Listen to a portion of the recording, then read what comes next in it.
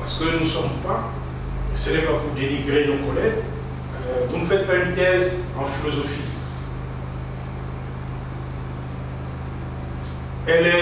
La thèse en philosophie, elle a sa particularité. Elle a ses finalités, sa nature. Ce sont d'autres combats ou d'autres méthodes. Mais ici,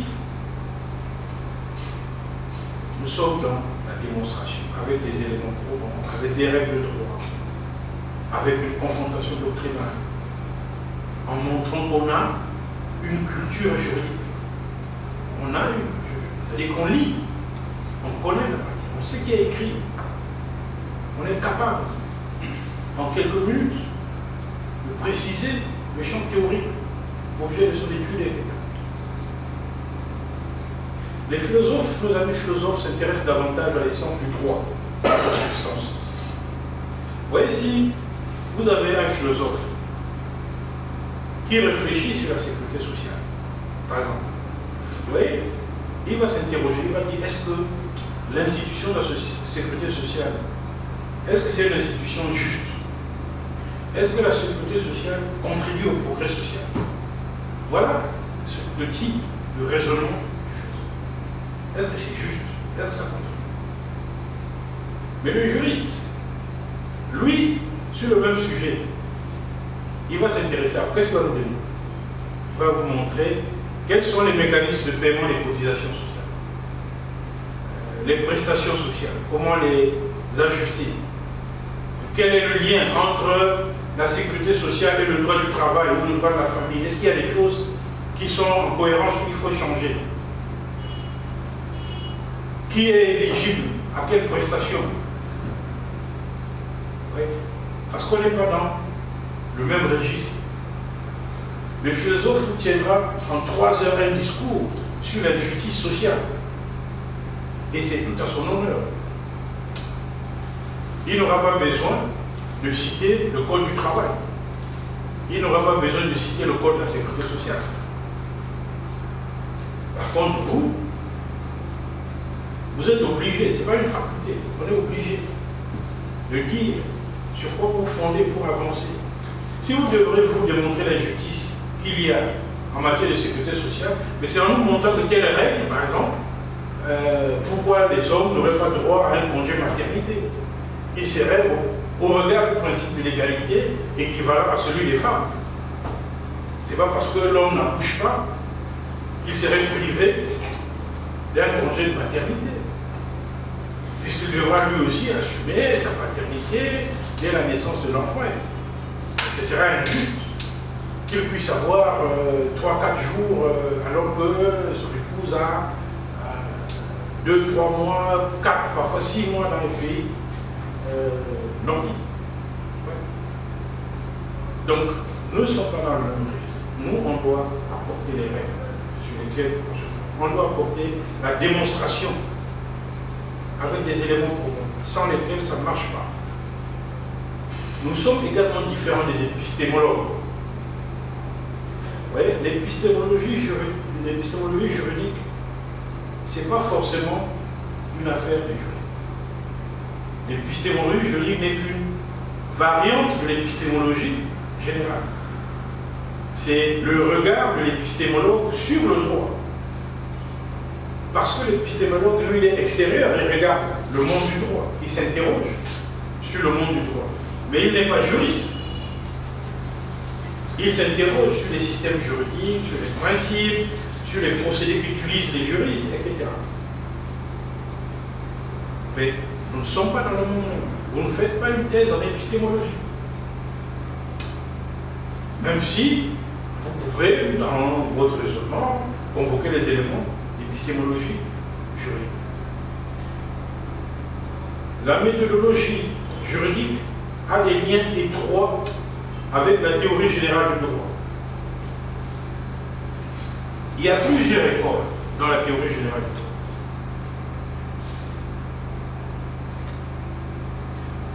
Il y a beaucoup de débats là-dessus. Dans la théorie générale du droit, vous avez des auteurs qui ne sont pas des juristes. Ils ne sont pas des juges. Et d'autres qui sont des juges. Donc il faut faire attention aux matériaux que vous utilisez.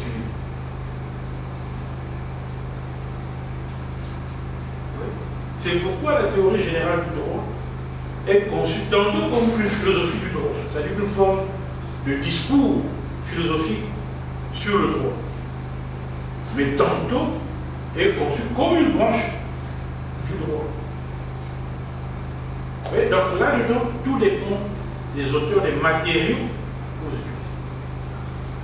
Il y a des juristes qui réfléchissent sur la réalité sociale du droit, sur les normes et les valeurs du droit, et qui font donc de la théorie générale. Comme vous avez des sociologues, des politologues, des philosophes qui parfois proposent des théories qui sont bien souvent le regard qu'ils ont du droit. C'est leur regard sur le droit. Donc là aussi, vous allez faire la part des choses. Voilà les éléments résumés sur la compréhension de la méthodologie. Alors, nous verrons dans une deuxième section l'identité de la recherche. Quelle est la recherche? Et là, je serai très rapide. Quelle est la recherche que nous menons?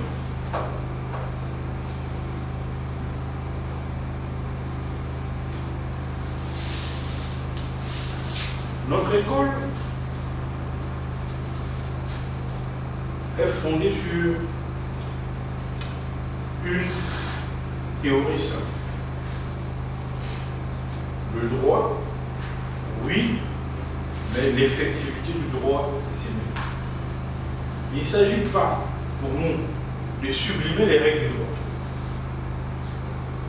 Il s'agit pour nous, dans tout travail de recherche, de voir si le droit, tel qu'il nous est présenté, n'est pas une simple incantation.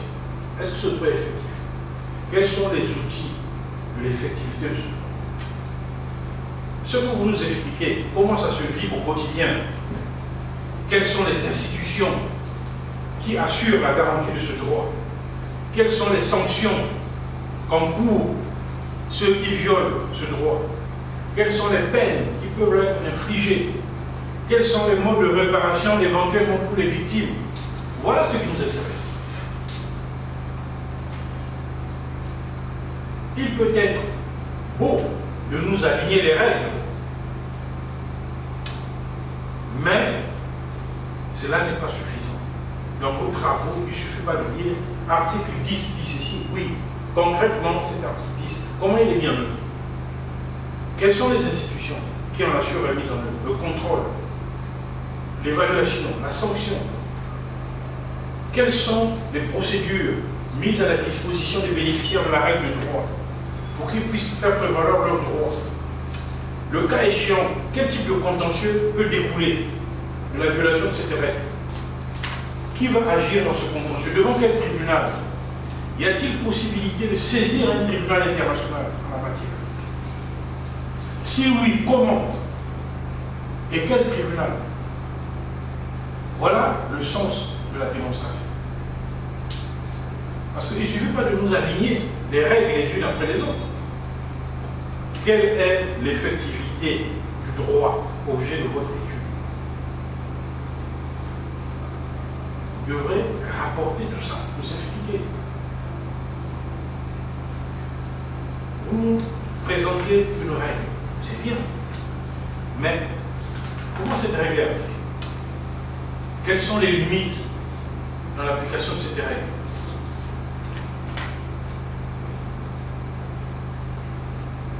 Donc, allez au fond de la démonstration. Il ne suffit pas de vanter l'existence des règles. Prenons un exemple. Beaucoup d'États ont ratifié des conventions internationales en matière. Parfois pour des questions de prestige diplomatique.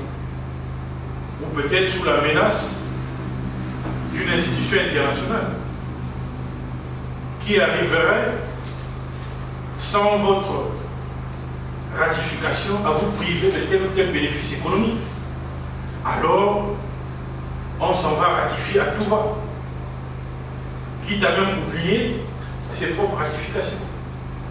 Alors, il ne suffit pas dans un travail de doctorat de nous dire on a ratifié telle convention, on a ratifié tel texte, on a ratifié ceci. Tout ça c'est bien, mais quelle est la réalité, la mise en œuvre de ces instruments internationaux?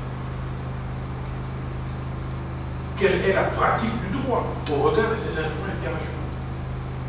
Par exemple, y a-t-il mise à niveau de la législation interne au regard de ces engagements internes? Un individu peut-il saisir le juge en se fondant sur cet instrument international? Les plaideurs ont-ils une chance de succès sur la base de ces instruments? Parce qu'il ne suffit pas de les présenter de façon incantatoire. Donc, expliquez-nous, parce qu'il ne suffit pas d'aligner les conventions internes, on a ratifié la convention contre la torture, tout ça c'est bien, on a ratifié la convention. Concrètement, y a-t-il une loi de mise en œuvre? A-t-on introduit l'infraction de torture dans la législation pénale de l'État? Qu'est-ce qui caractérise un traitement inhumain et dégradant au regard du droit pénal de l'État? Quels sont les critères sur lesquels le juge devra se fonder pour caractériser que ce traitement est inhumain et dégradant? Que dit? Parce qu'il ne suffit pas de sublimer les ratifications. Ce travail, nous le laissons aux politiques. Ça, c'est leur travail, la sublimation des règles. Parce qu'ils vont aller d'enceinte en enceinte sublimer le droit qu'on aurait ratifié. Nous vérifions de façon concrète l'effectivité de la règle. Quelle est la portée de cette règle dans sa dimension théorique et dans sa dimension pratique. Donc c'est important. C'est ça l'identité de la recherche. Le droit n'est pas une idéologie, ou au mieux une variante de la philosophie du droit. Le droit n'est pas une idéologie.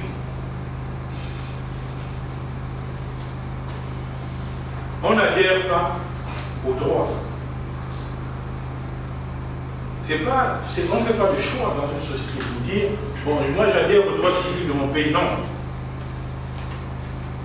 Vous le respectez ou vous ne le respectez pas. Ce n'est pas une idéologie. On n'adhère pas au droit administratif, non. Il y a un droit administratif qui vous oblige. Vous le respectez ou vous ne le respectez pas. Ce n'est pas un prononcé d'idées où chacun choisirait ce qui pourrait l'agréer, tout ça. Non. Nous ne sommes pas en idéologie. Et du coup,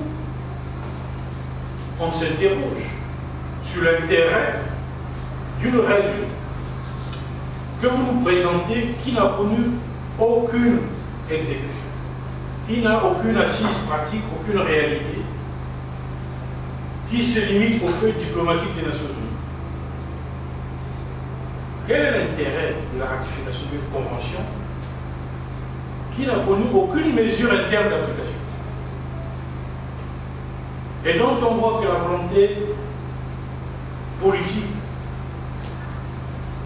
va dans le sens contraire?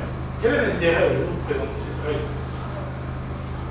comme étant la règle de droit qui serait mise en épitaphe? Non. Vous avez le devoir de critiquer. C'est votre devoir intellectuel de critiquer, de dire que oui, c'est ratifié, mais il y a un défaut de base légale. Laisser les diplomates vanter les mérites des ratifications, etc. C'est leur travail. Nous, on n'a pas à vanter les mérites des ratifications qui n'ont aucun intérêt pratique. On doit indiquer. Et c'est aussi le sens des valeurs de la technique, des valeurs. Il y a eu, je l'ai dit tout à l'heure, un droit nazi qui sur certains points était très bien écrit,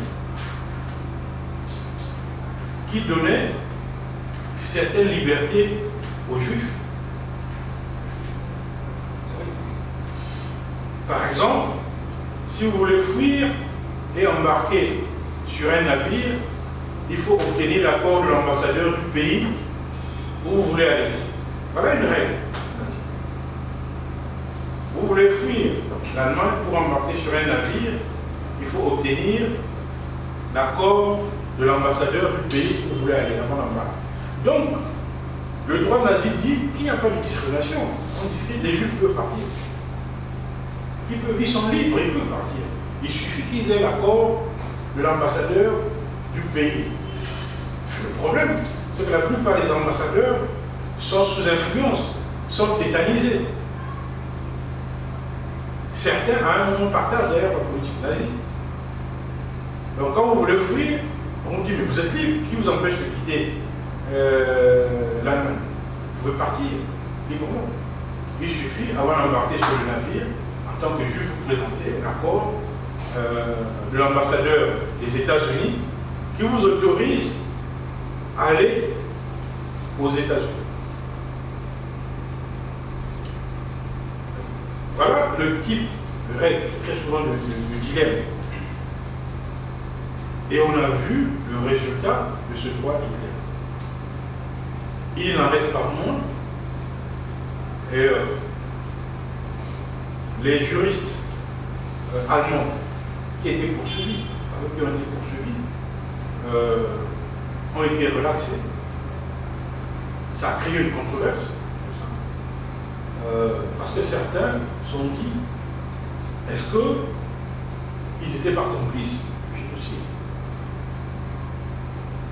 Mais il a été démontré que certains n'avaient pas connaissance de l'entreprise criminelle. Ils n'avaient pas connaissance de l'entreprise criminelle. Et donc, il manquait la mens rea dans leur cas pour pouvoir retenir leurs responsabilités. C'est pour vous dire que le droit, c'est la technique, mais c'est aussi les valeurs. Donc le chercheur ne doit pas se soustraire, fuir la critique au motif qui soulèverait le gourou de tel ou tel pouvoir. La critique fait partie du travail doctoral. Pour cette raison d'ailleurs que la thèse de doctorat est considérée comme un travail de critique juridique, un travail de discussion juridique. Donc la critique, elle fait partie de la thèse. Il ne s'agit pas de plaire à X ou Y, il s'agit de montrer les limites d'un droit, de montrer les limites, de montrer ça ne marche pas. Sous réserve, je dis toujours, que ce qu'on dit est mesuré et correspond effectivement à l'état du droit. Il faut faire attention de ne pas avancer des propos qui n'ont rien à faire dans une thèse de droit. On doit en critiquer, mais je dis, la critique elle-même est limitée par la prudence et la modération du chercheur. Le chercheur est prudent et modéré. Lorsqu'il n'est pas sûr, il doit réserver son temps. Quand on a besoin de faire des critiques enflammées, alors qu'on n'a pas des éléments probants pour démontrer ce qu'on dit. La recherche en droit, je le précise, et surtout en droit de l'homme, n'est pas une attaque contre les gouvernements. Ce n'est pas une attaque ni contre un gouvernement, ni contre un pouvoir quelconque, non. C'est une recherche qui va au-delà de tout pouvoir. Ce n'est pas une recherche alcoolisée, ce n'est pas dirigée contre un individu donné. Ce n'est pas ça l'identité de la recherche en droit. Il s'agit de contribuer à l'éducation, au droit, à l'appropriation du droit, à la clarification du droit, indépendamment des individus simples mortels Ils sont de toute façon le passage sur terre.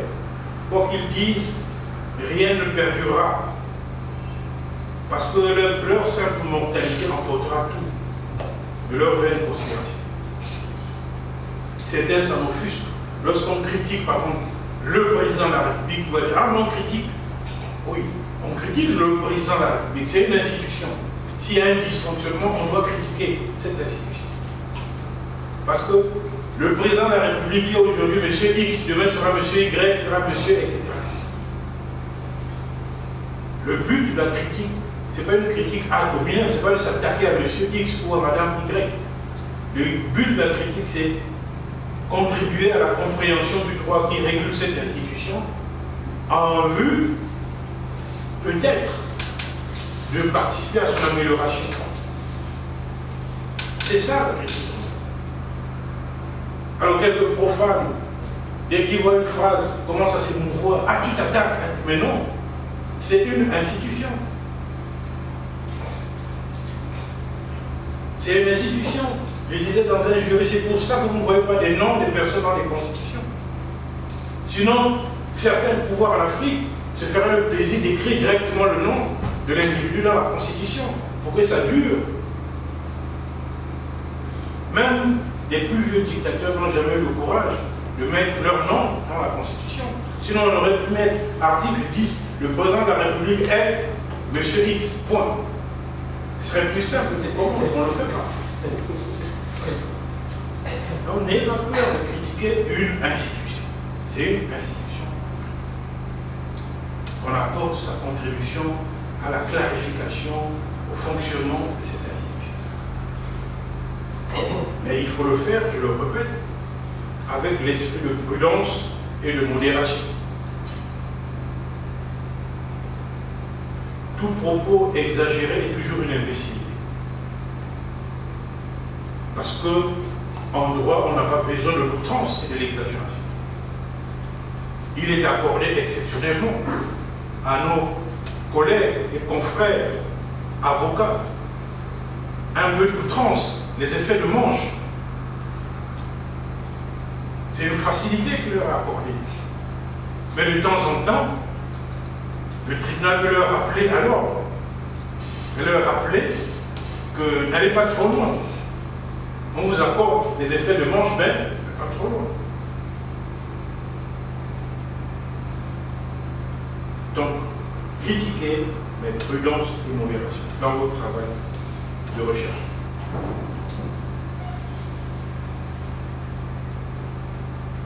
Pour me résumer donc sur l'identité juridique, vous verrez dans le document que vous serez remis les explications plus détaillées.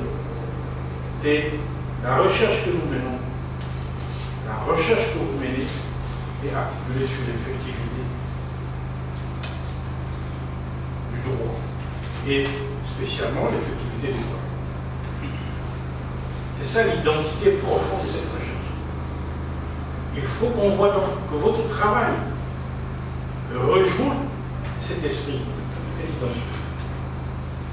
Que vous ne vous contentez pas simplement d'enchaîner des lois, des règlements, voilà. Et tout ça, quelle est la pratique de tout ça? Quelle est la pratique de tout ça? Donc c'est à ça que vous devrez vous attaquer.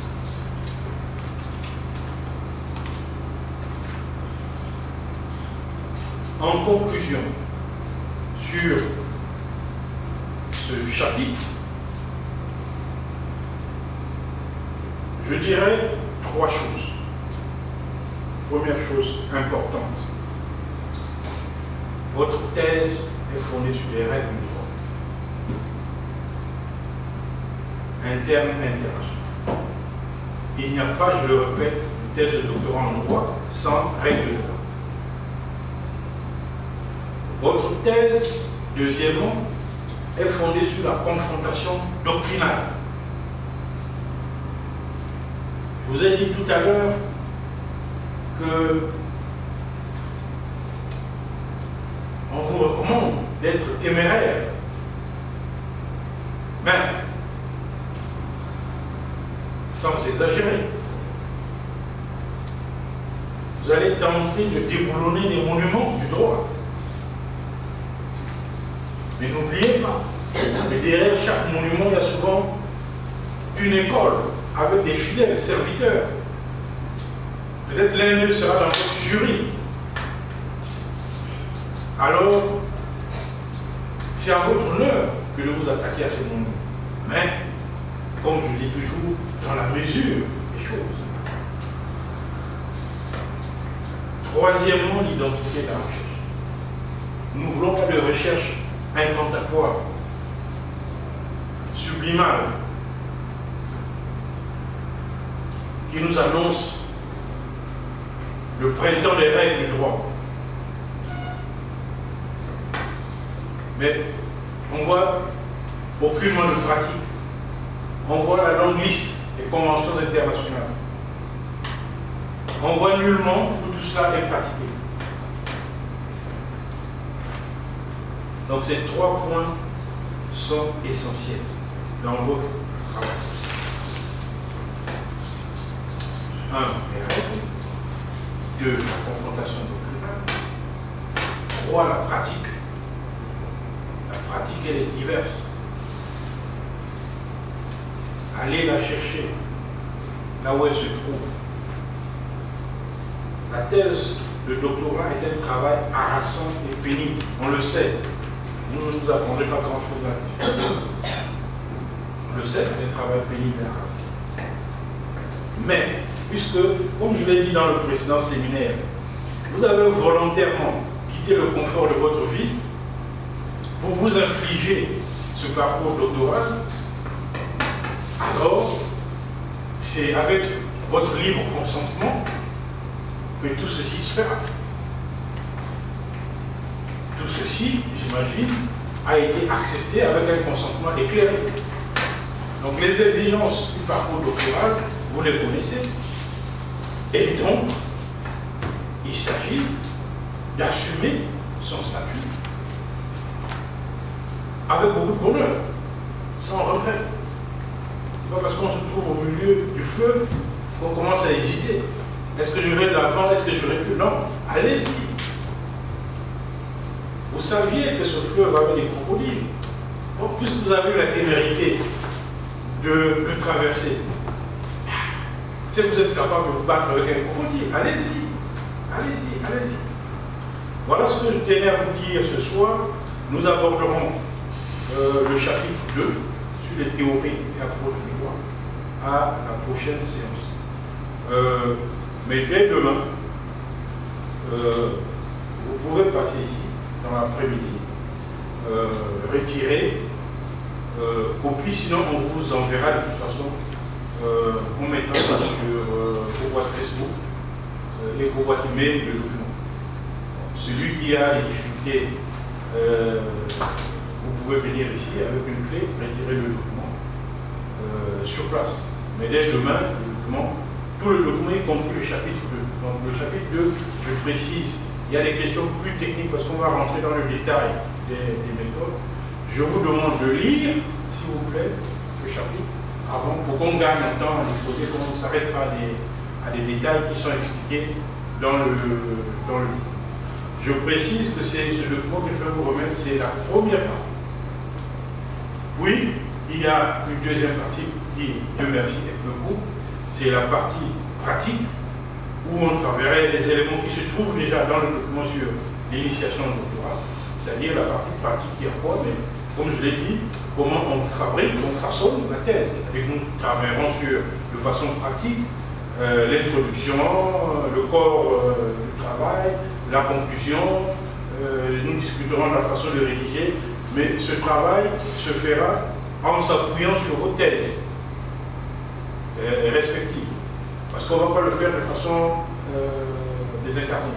On va avoir une discussion ici où chacun devra présenter l'état de ses recherches et au vu des éléments qui se trouvent dans le document, parce que je ne vais pas ici vous refaire le discours sur, par exemple, la bibliographie. Vous avez ça dans le document d'initiation. Donc ce sont les mêmes éléments qui reviennent. Donc on ne va plus discuter de comment construire la bibliographie. Lisez ce qui est écrit. Moi, ce que je veux ici, c'est que vous me présentez votre bibliographie. Est-ce que votre bibliographie est conforme à ce qui est écrit dans le document? Voilà, c'est l'exercice. Parce que ce n'est plus de revenir. Alors, si vous avez des difficultés, mais on peut échanger sur le forum pour savoir où on place les articles, où on place les ouvrages, etc. Mais c'est dans le document. La question, chacun viendra ici présenter sa bibliographie, on verra si cette bibliographie tient la route, etc. Voilà le but de la deuxième partie, qui est vraiment la construction de la thèse qui vous permettra de commencer pour certains, de finaliser correctement votre travail rédactionnel. On va s'arrêter là. S'il y a des questions, prenons un temps raisonnable pour les questions. Monsieur, bon. Merci François. J'ai, je crois, deux questions. La première, c'est sur la contestation ou la comparaison. Donc, nous avons une séquence en introduction, dénommée, on va dire, au vu de littérature. Donc là-dedans, on se doit de citer certaines personnes qui ont écrit sur une machine. Est-ce que cette comparaison se fait dès cette étape, ou bien c'est une comparaison qui se fait plus tard dans le corps même de la thèse? Et dans la littérature, on peut déjà se confronter à ceux qui sont passés par là bien avant. La confrontation doctrinale, à proprement parler, se fera dans le corps de la thèse. Mais dans l'introduction, vous ferez l'état de l'art, c'est-à-dire que vous me direz les 3, 4, 5, dépend. Quand on est déjà à 5, ça me semble être suffisant. Il ne faut pas non plus exagérer. Vous nous ferez l'état de l'art, c'est-à-dire que sur votre question, qui a écrit précisément votre question? Qui a écrit? Il a dit quoi? Qu'est-ce que cela apporte à votre travail à vous?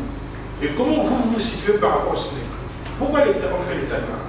Parce que vous voulez faire une thèse. Il faudrait bien nous dire déjà sur ce sujet ce qui a été dit précisément avant. Parce qu'on part du principe que vous apportez une contribution. Mais si vous apportez une contribution, il faut d'abord nous dire qu'est-ce qui a été fait avant. C'est un peu votre droit d'inventaire. Oui. Vous nous dites, bon, avant, sur ce sujet particulier, il y a un tel qui a écrit un article, un tel a écrit un ouvrage, etc. Voici ce qu'il a dit, voici ce que cela pourrait apporter à mon travail, mais voici moi, comment je me situe par rapport à lui. Est-ce que moi, j'entends apporter de nouveau par rapport à lui? Parce que si votre travail consiste à dire la même chose que ce qui a été dit il y a 10 ans, arrêtez vos thèses. Donc, qu'est-ce que vous, précisément, vous voulez apporter de nouveau en termes de raisonnement juridique, en termes d'argumentation juridique, par rapport à ce que ces 4-5 auteurs ont dit avant? Alors, je précise, il ne peut ne pas s'agir d'un article qui porte le même titre que vous. Oui. Je prends les sujets qui sont là. Je prends le juge qui travaille sur le sida. Dans l'état de l'art, il n'est pas obligé de citer que les auteurs qui parlent du sida. Le sida, c'est une pandémie. Il peut citer un auteur qui a parlé d'une autre pandémie, mais dont les éléments se rapprochent, en termes peut-être de contamination, en termes de responsabilité. Donc on peut, il s'agit de faire l'état de l'art de façon transversale et globale. Vous pouvez citer un article, vous pouvez citer le chapitre d'un ouvrage, vous pouvez citer un ouvrage, vous pouvez citer une note juridique. Mais attention, nous sommes au début d'une thèse. Donc, ne me citez pas les articles de la semaine africaine. Oui. Il s'agit de citer les revues des ouvrages juridiques. Oui. Comme lorsque vous allez définir, faites-vous violence de ne pas citer Larousse ou le petit Larousse illustré. Épargnez-nous ça. Cela ne veut pas dire que dans le corps de votre travail, vous n'aurez pas une note de bas de page sur le Larousse. C'est possible. Oui, parce qu'il y a peut-être une discussion qui mérite de confronter la façon dont la chose est définie dans le Larousse par rapport à ce qui est dit par exemple dans le lexique des termes juridiques. Ça peut être important. Je ne dis pas qu'une thèse de doctorat, on ne va pas avoir le Larousse. Non. Mais épargnez-nous des incommodités dès le départ. Oui. Donc il s'agit de citer des auteurs majeurs qui traitent. Parfois certains auteurs ont aperçu la question bien avant. Voyez-vous dans l'exemple que je donne. Alors, le sida, c'est peut-être très moderne. Oui. Mais Le juge pouvait me citer un auteur qui parlait de la peste au XVIIIe siècle, de la peur, de la contamination. Donc, c'est un élément important, comment la peur, la contamination, la peste a généré le régime de la mise en quarantaine, qui des années plus tard aboutit au règlement sanitaire international. Dans l'illustration, vous avez la carte jaune. Vous voyez, on porte la carte jaune, on a l'impression que c'est un document moderne, mais ça revient de très loin. Donc on peut nous citer un auteur du XVIIe, XVIIIe siècle. Oui. On n'est pas obligé de citer un article de 2018, tout ça, pas forcément ça. Je dis toujours que c'est la porte d'entrée. Oui, c'est la porte d'entrée de votre thèse, l'état de l'art. Les auteurs que vous citez traduisent également votre état d'esprit. En vous lisant, je vois aussi ce que vous lisez. Oui, je vois ce que vous lisez. Si vous citez un auteur hitlérien, bon, c'est à votre convenance. Et je m'interrogerai simplement sur la légitimité du recours à ce droit hitlérien. Peut-être que vous êtes familier du droit hitlérien. C'est votre responsabilité. Oui, donc les auteurs que vous convoquez traduisent également l'effort que le candidat fait dans la recherche. Parce que les auteurs que vous mettez en entrée, ce sont des auteurs emblématiques sur la question. Parce qu'il ne suffit pas de mettre, je ne sais pas moi, la journaliste qui a écrit un papier dans le monde diplomatique. Ça, vous avez tout le temps dans vos débats pour vous confronter à cela si c'est nécessaire. Mais choisissez-vous les monuments sur votre sujet. Ce qui mérite d'être lu. Parce que ce qui est dans l'état de l'art au début, c'est une sélection. Vous avez trié dans l'immensité des écrits, vous avez estimé, voici ce qui pourrait constituer l'état de l'art. Ce qui a été écrit de plus important, selon vous, et auquel vous pensez, vous confrontez, que vous ferez des développements plus tard, en convoquant d'autres auteurs, en convoquant d'autres articles, etc. Mais ça, c'est dans le livre. Donc, au départ, faites un choix bien propre, qui traduit aussi, je dirais même, votre adversité, votre volonté déjà de combat. C'est toujours très bien de voir un doctorant qui veut déjà ferrailler avec Paul Reuter. C'est très bien. Maintenant, on verra dans les développements jusqu'où cette bataille a été menée. Parce que là, on a un problème. Vous citez quelqu'un au début, et puis après, il disparaît. Vous avez ouvert un débat avec quelqu'un dans l'état de l'art, et puis on ne le voit plus dans vos développements. Je dis, mais ça c'est un combat inachevé. Ou bien je dirais à la façon qu'il a fui. Il a ouvert un débat et puis il a eu peur, il a fui. Puisqu'il n'en a peur plus. Donc choisissez les auteurs, mais épargnez-nous des incongruités. Ne citez pas, je ne sais pas moi, j'ai vu des gens qui me citent une note de bas de page. Je ne sais pas moi, l'émission de France 2, je ne sais pas. Épargnez-nous ça. Épargnez-nous ça. Plus tard, utilisez ça, mais vraiment dans l'introduction, soyez fiers de votre introduction. Pourquoi je vous le dis également?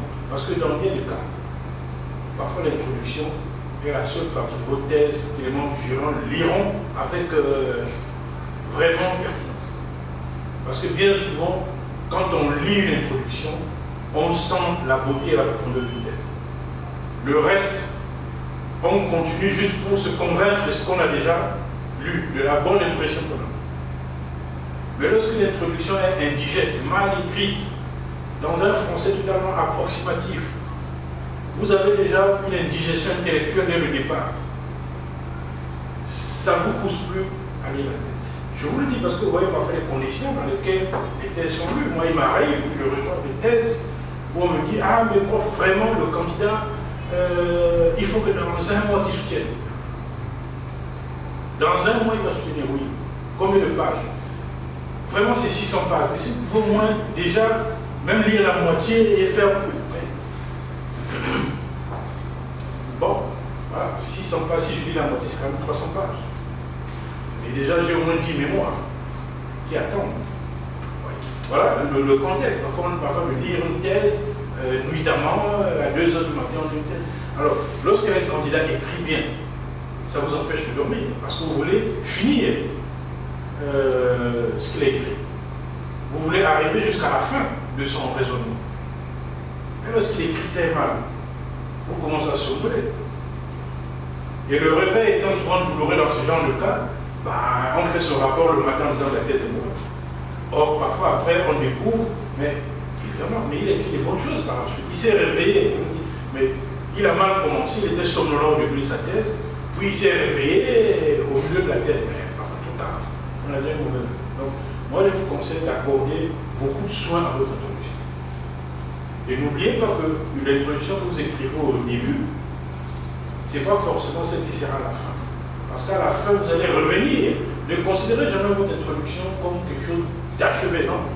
Quand vous aurez terminé toute la thèse, alors relisez votre introduction. Vous allez découvrir qu'il y a des choses qui mériteraient d'être corrigées dans cette livre. Il y a peut-être des remises en cause, il y a même des choses que vous pouvez décider d'enlever. Parce que plus tard, vous avez mieux dit les choses qu'au début. Donc c'est à vous de faire le choix des auteurs. Mais je vous conseille la modération dans les auteurs. Choisissez ce qui est important. Ce n'est pas forcément quelqu'un qui a écrit un article qui porte le même titre. Bon, je vous ai dit le droit est global.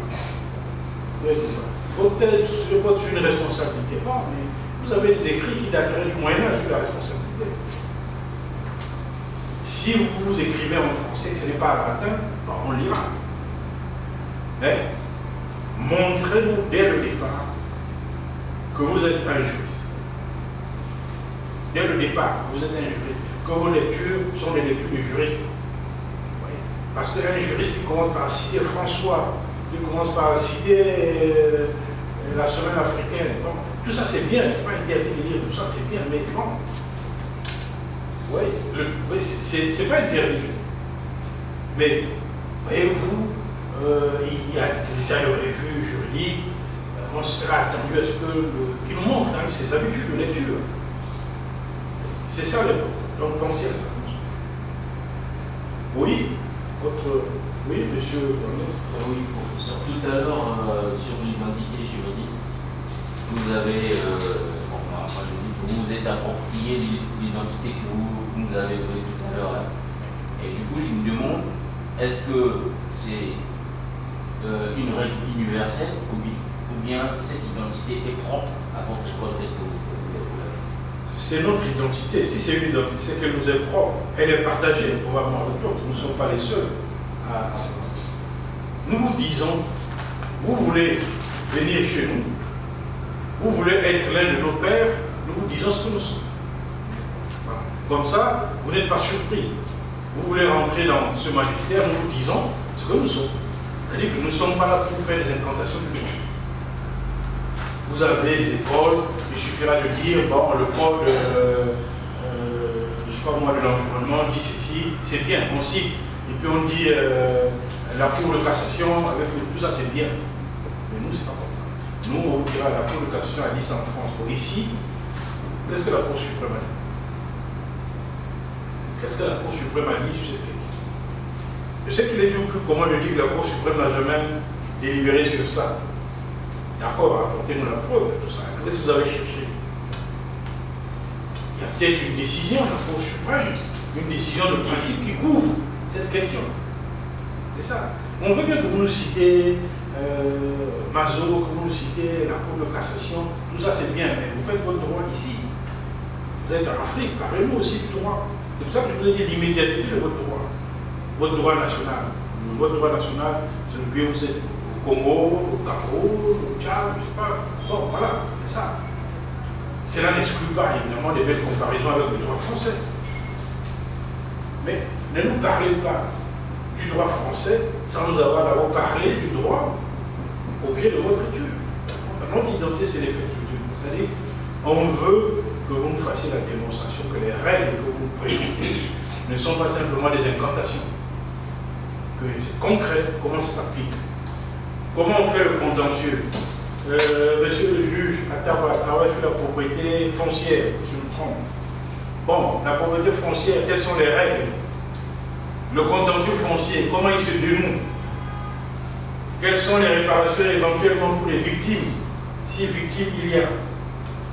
Voilà, des choses concrètes. Quel est le rythme d'ailleurs de ce contentieux? Et on pourrait avoir utilement dans ce travail, on veut voir l'évolution des choses. Il y a eu revirement ici, il y a eu ceci, etc. Voilà, c'est concret. Ça n'exclut pas des belles comparaisons avec des décisions rendues par le Conseil d'État français. Oui. Mais on ne va pas aligner une thèse de doctorat qui est sur le droit foncier au Congo avec 50 décisions rendues par le Conseil d'État français. Je vous dirais, pourquoi ne pas aller faire votre thèse en France? Vous irez mieux. Si vous la faites ici, c'est pour ce droit. Alors dites-nous, ce droit, comment il s'applique? Comment il se vit? Qui peut introduire un recours? Dans quelles conditions? C'est ça qui nous intéresse. C'est ça mon identité. C'est-à-dire faire la démonstration de l'effectivité du droit objet de votre étude. Comment il est mis en œuvre? Comment il est sanctionné? Quelles sont les institutions de mise en œuvre? Les acteurs, les sanctions, la réparation, tout ça. Nous démontrons. Parce que sinon on apprend. Dans bien des cas, on a des très belles choses, mais c'est du copier-coller, des choses qu'on ramasse et puis on vient en main, on dit bon voilà. Vous avez sur chaque note de bas de page, cours de cassation, cours de cassation, cours de cassation. Oui, tout ça c'est bien. Bon, on a des cours suprêmes. À quoi servent ces cours suprêmes? C'est pour rendre bien le droit. Avec les limites, j'en conviens. Les limites liées à l'environnement judiciaire du pays africain, les limites liées à l'état du droit. Je parle de l'instrumentum, l'état du droit. C'est possible. On a parfois des vieux instruments. Vous me direz, oui, mais quand on a des vieux codes qui datent de Mathusalem, bon, mais ces codes sont-ils en vigueur ou non? Oui. Tant que ce code est en vigueur, c'est un code. En tant que chercheur, vous allez montrer les limites de ce code. Vous montrez que tout ça, c'est bien. Dites-nous qu'il y a un code qui existe. Et ce code, il est toujours en vigueur. Que vous l'aimez ce code ou pas, c'est pas ça. Dites-nous qu'il y a un code. Il y a une procédure. Il y a un tribunal qui est compétent, etc. Voilà l'identité propre. Merci pour ça. Moi, c'est sur l'état de la nature. L'état de la littérature. Je voudrais savoir est-ce qu'il y a une nombre limité de littérature. Il n'y a pas de nombre limité, mais je vous recommande simplement un esprit de sagesse. Je vous ai dit tout à l'heure, entre 3 et 5 auteurs majeurs, ça me semble déjà bien dans un travail. Bon. Maintenant, si vous allez jusqu'à 10 auteurs, je sais pas ce que vous allez dire. Parce qu'il ne faut pas aussi qu'on vous accuse d'être faible en termes de choix. Que n'ayant pas la capacité de bien choisir, vous avez donné un ragoût avec tout le monde. Vous laissez donc à votre auteur le soin de trouver ce qu'il peut trouver là-dedans. Non. Faites-vous violence. Les autres auteurs, il ne s'agit pas de jeter. Vous en aurez besoin dans vos développements. Oui.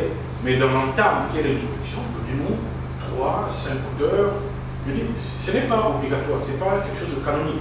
Ça peut être 6, comme ça peut être 4, comme ça peut être, je ne sais pas. Mais je vous dis là, une fourchette qui me semble raisonnable. Pour se confronter dès le départ, dire voici l'état de la question juridique objet de ma thèse.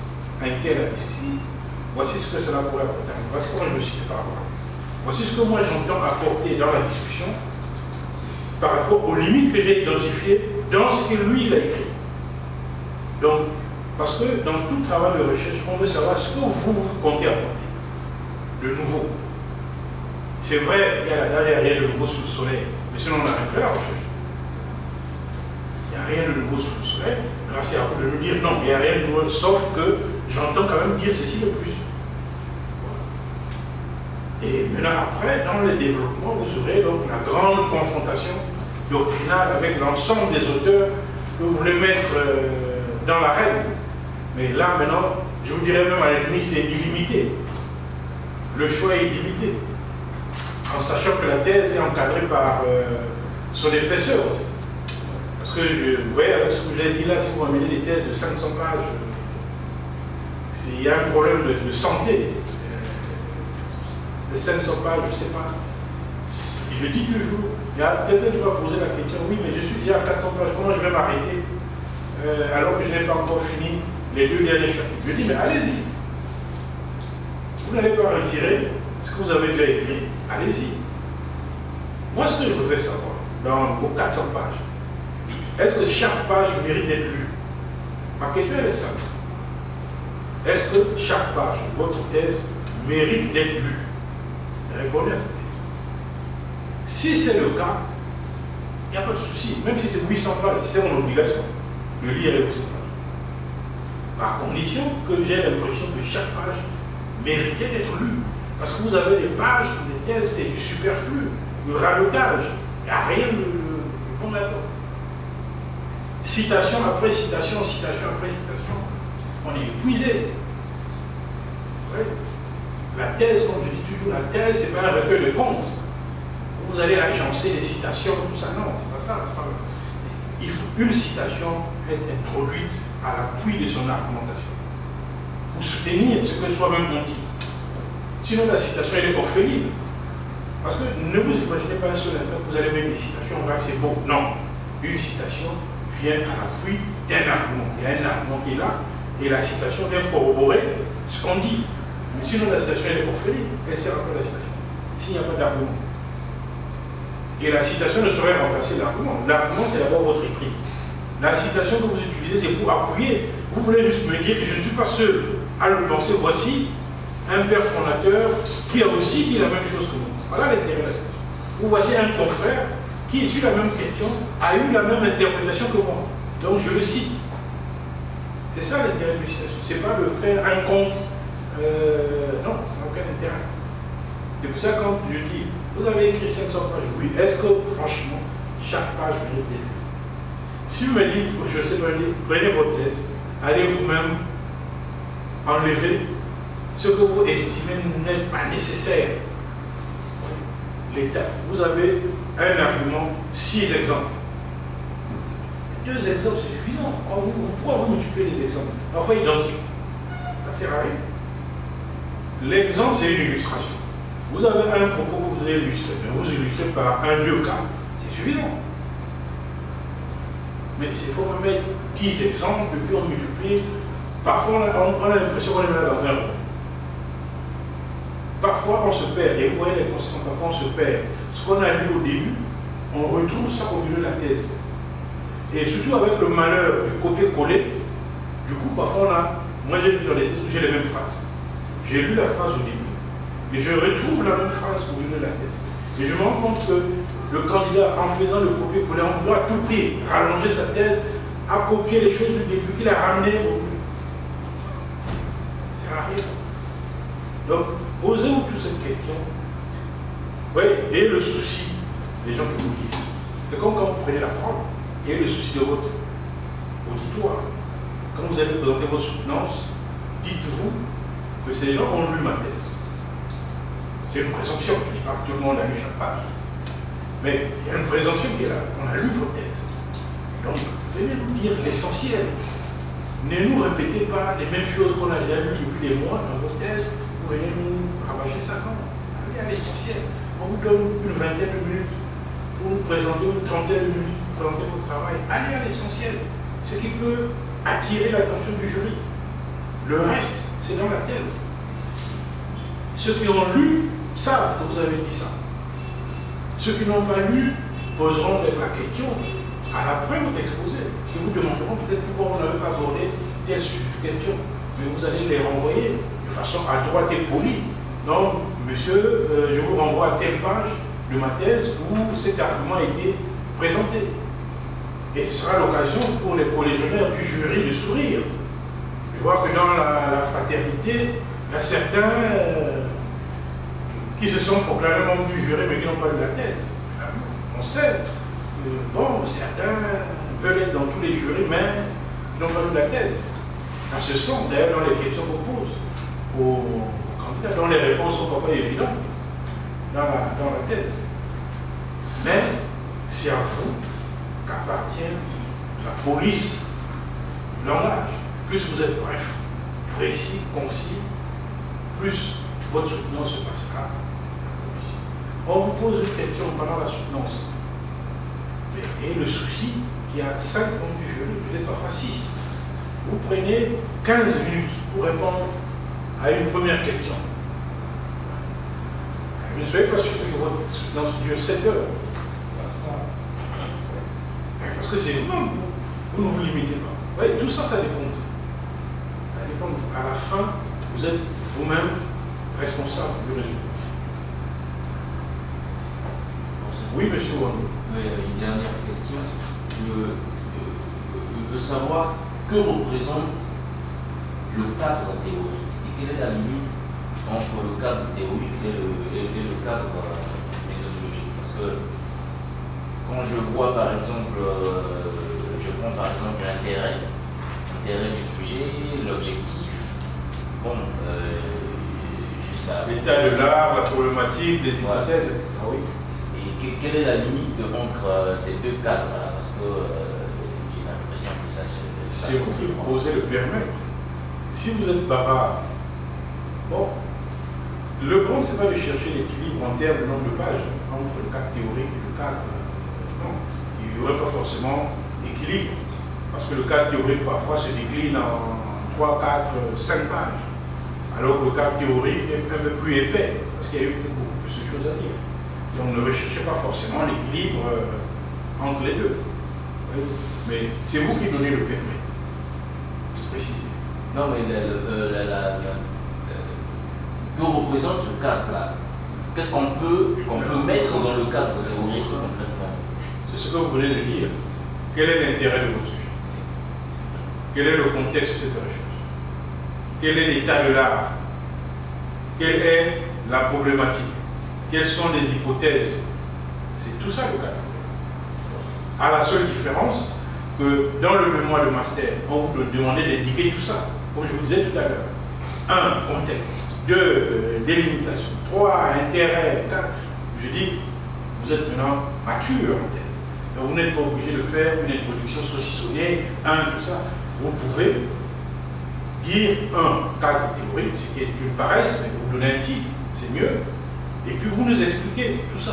Parce que le cadre théorique, c'est tous ces éléments-là. Dans quel contexte cette recherche est menée? Quel est l'objectif de la recherche? Quel est son intérêt? Quel est l'état de l'art, l'inventaire scientifique sur la question? À partir de cet inventaire, quelle est la problématique que vous mettez en exergue, que vous avez construite? Et quelle est la thèse que vous défendez? Oui. Quelle est la thèse que vous défendez? C'est-à-dire défendre une thèse. Donc c'est tout ça qui constitue votre cadre théorique. Alors on n'est pas obligé de mettre ceci, 2, non. Comme je vous ai dit à les introductions, monoplan. C'est-à-dire que du début jusqu'à la fin, cadre théorique, cadre méthodologique, tout ça c'est un seul plan. Mais cela n'enlève à rien qu'on retrouvera quand on lit.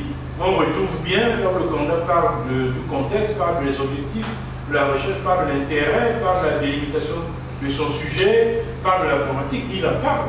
Même s'il n'a pas mis les chapitres ou les subdivisions, mais il doit en parler. Parce qu'il peut y avoir une introduction où il n'y a pas de problématique.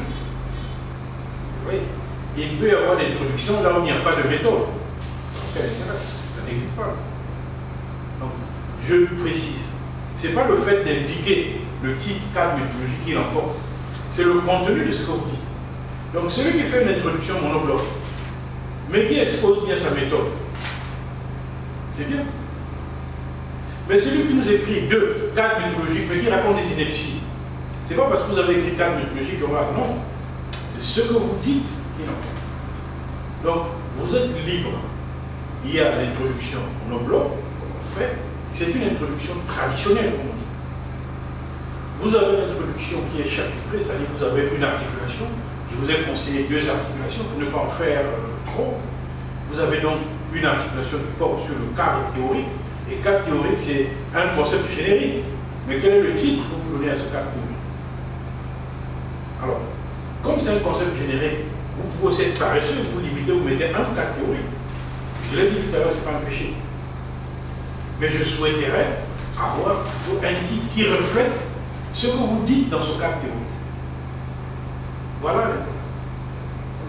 Sur cette question, notamment sur le cadre théorique, lorsque vous avez choisi le titre, est-ce que le cadre en lui-même doit porter nécessairement un seul type ou il peut, dans le même cadre théorique, plusieurs types Vous pouvez subdiviser. Le cadre théorique, on peut dire grand 1. Cadre théorique, 2 points. 1, cadre théorique, 2 points, on donne un titre. Puis, dans ce cadre théorique, il y a encore des subdivisions. Prenez l'exemple, vous avez là les thèses. Quand vous avez des thèses de doctorat, prenez, vous allez voir comment c'est fait. Vous avez un cadre théorique, 2 points, il donne un titre. Et puis, ce cadre théorique est subdivisé. Oui. Il donne encore des sous-titres. Par exemple, il va mettre le bloc contexte, intérêt, délimitation, etc. Il crée une sous-section pour tout ça.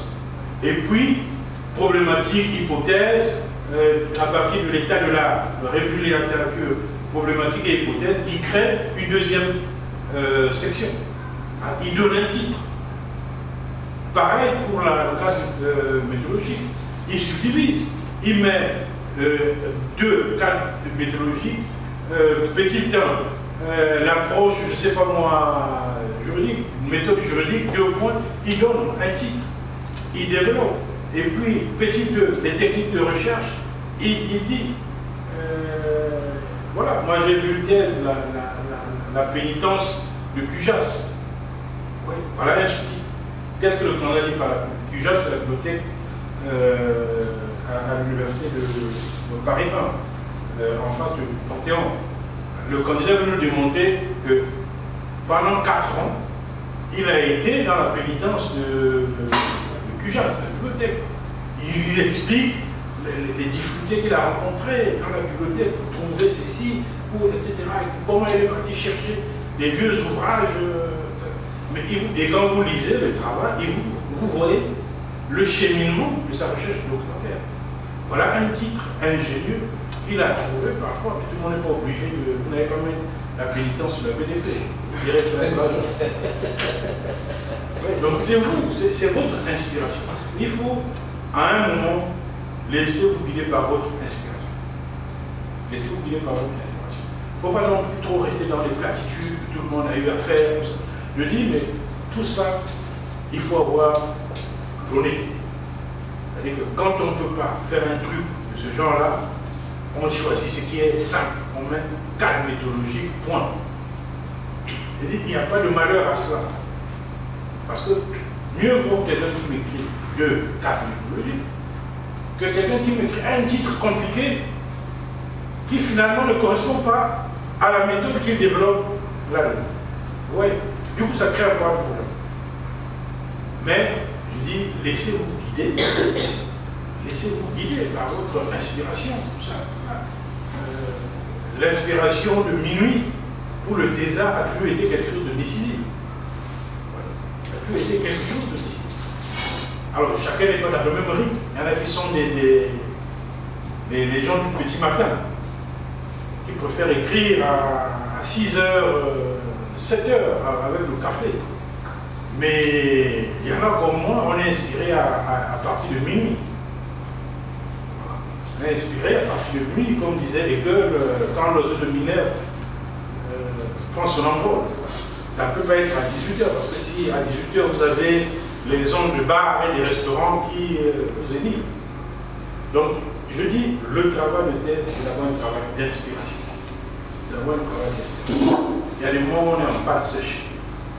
On n'écrit rien parce que ça ne donne pas. Et je dis toujours, quand un doctorat est en pâte sèche, donnez-vous 1 semaine, 2 semaines pour vous évader, le temps que l'esprit. Voilà. Que de se mettre à rajouter des feuilles blanches, écrire des choses qui sont assez rares. Mais à chacun son inspiration. Je précise que tous les titres que vous mettez dans votre introduction, c'est vous, c'est votre inspiration. Alors, certains seront farouchement ancrés dans l'introduction monobloc. Ils vont écrire leur introduction d'un trait, pas de titre, pas d'articulation. Ils écrivent, ils mettent tout à l'intérieur. Voilà. On y verra une suspicion d'une forme de paresse, mais c'est un jeu parce que ce n'est pas interdit. Enfin, c'est à vous de voir. Je dis, en la matière, Moi, j'ai des recommandations, mais ce sont des simples. Moi, je n'ai pas d'a priori quelqu'un qui me crie un local. Vous voyez, c'est un peu fatigant. Vous voyez, si vous prenez beaucoup de tête, vous retrouvez la même chose. Maintenant, si ce qui est écrit, ce qui est important, ce qu'il dit, et ce qui est dit à l'intérieur est pertinent, c'est bien. Ok? S'il n'y a pas d'autres questions, nous allons nous arrêter là pour ce soir et on vous donnera, nous allons reprendre début janvier.